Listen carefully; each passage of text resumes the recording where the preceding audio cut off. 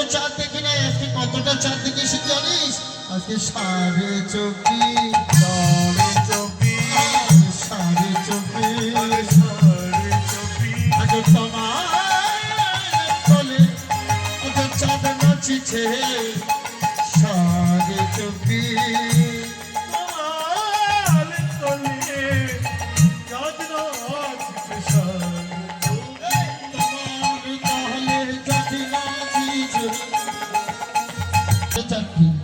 জানিস ললিতা, এই গোবিন্দের যে দুটি গন্ডে আর দুটি চাঁদ দেখাতে কত হলো? 22টি। জানিস ললিতা, গোবিন্দের মুখমণ্ডলটা আর একটি চাঁদ কত হলো? 23টি। জানিস ললিতা, গোবিন্দের ললাটে একটা তিলক ছিল, ওই তিলকের মাঝে একটা বিন্দু ছিল, ওর মাঝে আমি আর একটি চাঁদ দেখতে পেলাম কত হলো? 24টি। বাকি থাকলো অর্ধেক। জানিস ললিতা, আজকে অষ্টমী তিথিতে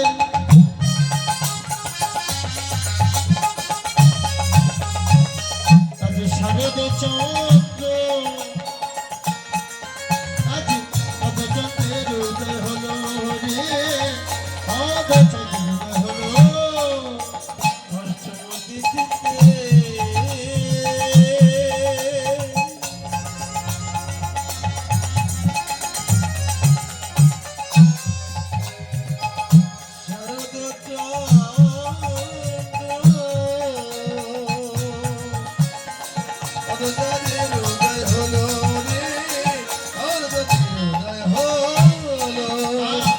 এদিকে রাধারানী 24.5টা চাঁদের আলোচনা করলেন।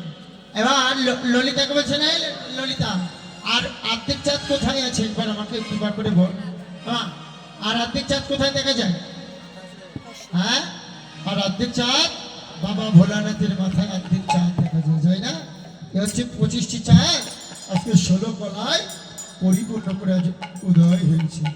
ললিতা রে, তোকে আর কি বলবো, আর কি দেখলাম জানিস?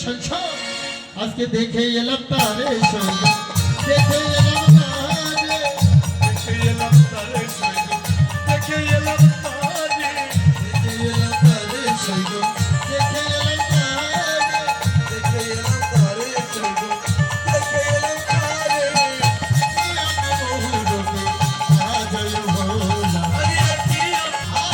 বেঁধেছে বিনোদ চূড়া নবগুঞ্জরিয়া, বেঁধেছে বিনোদ চূড়া নবগুঞ্জরিয়া, বেঁধেছে বিনোদ চূড়া নবগুঞ্জরিয়া। তারপরে ময়ূর পাখা বাঁধে হেলাইয়া, আর তারপরে ময়ূর পাখা বাঁধে হেলাইয়া, তারপরে ময়ূর পাখা বাঁধে হেলাইয়া, তারপরে ময়ূর পাখা বাঁধে হেলাইয়া।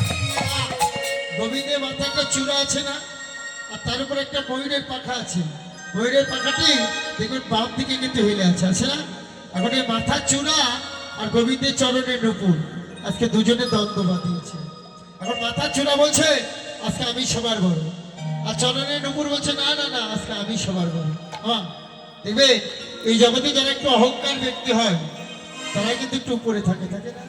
হ্যাঁ, তাই চূড়া বলছে, অনুপুর তুই তো নয় গোবিন্দের চরণ পালি, আমি কি কোনোদিন কিন্তু গোবিন্দের চরণ পাবো না? চূড়া বললে, নুপুর তুই গোবিন্দের চরণ পাবে কিনা আমি জানি না, কিন্তু একটা কথা বলতে পারি। বলছি কি? যে যদি গোবিন্দ যেদিন রাধারানী যেদিন মান করে বসে থাকবে, যেদিন গোবিন্দ এই রাধারানীর চরণে যেদিন এই মাথাটা যেদিন নোয়াবে, সেদিন রাই পরশে ধন্য হবে, রাই পরশে ধন্য হবে, রাই পরশে ধন্য হবে, রাই পরশে ধন্য হবে, চূড়া যেন ধন্য হবে, রাই পরশে ধন্য হবে, রাই পরশে ধন্য হবে, রাই পরশে ধন্য হবে। আর কি দেখলাম জানিস? আরো কি দেখেছি? আজকে বিনোদ কমলে বিনোদ দিল সাজে, বিনোদ সাজে, বিনোদ বিনোদ সাজে, বিনোদ বিনোদ সাজে, বিনোদিয়া ধরে মধুর মুরলি, বিনোদিয়া ধরে মধুর মুরলি, বিনোদ বিনোদ বাজে,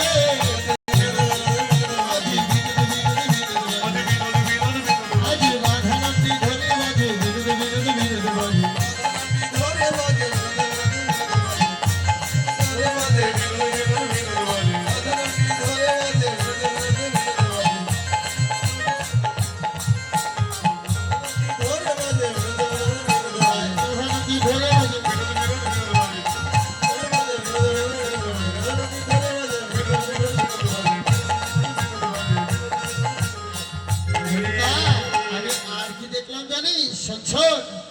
দেখলাম আজ বিনোদ অধর মধুর বললি বিনোদ বিনোদ যায় গোবিন্দ হাতে একটা বাঁশি আছে না গোবিন্দ বাঁশি মারছে গোবিন্দ তুমি তো আমাকে বৃন্দাবনে গোপীদের মন পাগল করার জন্য বৃন্দাবনে দিন রাত বাঁশি বাজাও আমার গতি কি হবে একবার বলো বলছে বাঁশি তোর গতি কি হবে জানিস আগত কলিযুগে তোর নরকুলে তোর জন্ম হবে আর তোর নামে রচয়িতা হবে পদ পদাবলী কীর্তন তোর নাম হবে বংশীমদন দাস গোস্বামী তোর নামে রচয়িতা হবে পদ পদাবলী এই পদ ধরে যারা লীলা কীর্তন করিবে যেজন কীর্তন করে আনন্দ দান করতে পারবে সেদিন থেকে তোর এই নরকুলে জন্ম তোর উদ্ধার পেয়ে যাবে হরি হরি বল হরি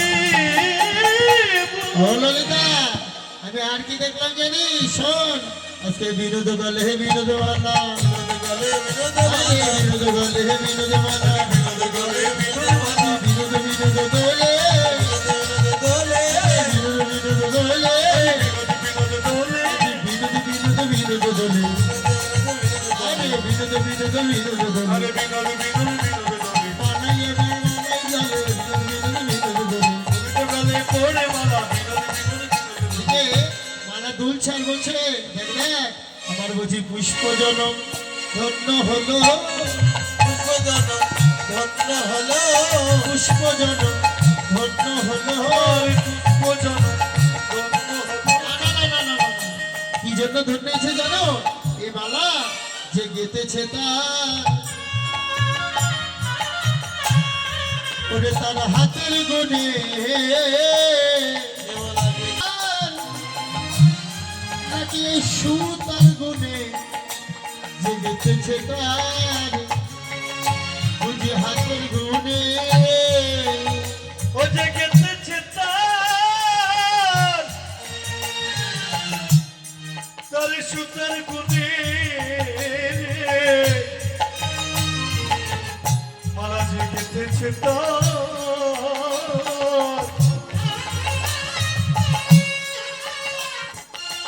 ও তার হাতের গুণে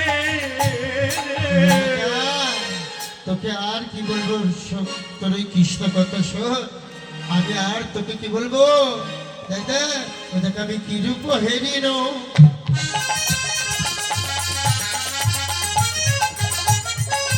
আজ মধুর মুরতি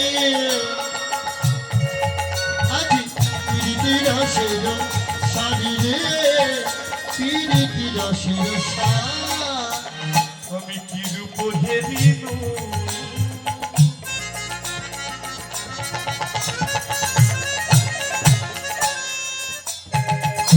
মধুর মুরতি সারনে কীর্তি রসের সার কাজে হানালয় মনে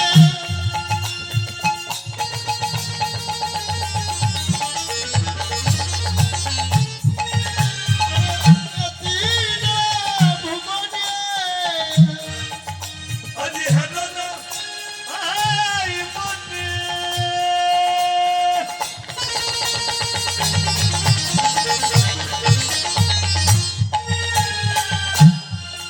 এতনা ভুবনে আজি তুলনা দিবা জোনারি গো তুলনা দিবা জোনারি তুলনা দিবানো নারী গো তুলনা আজি যার তুলনা আজি তারি সাজে আজি তার তুলনা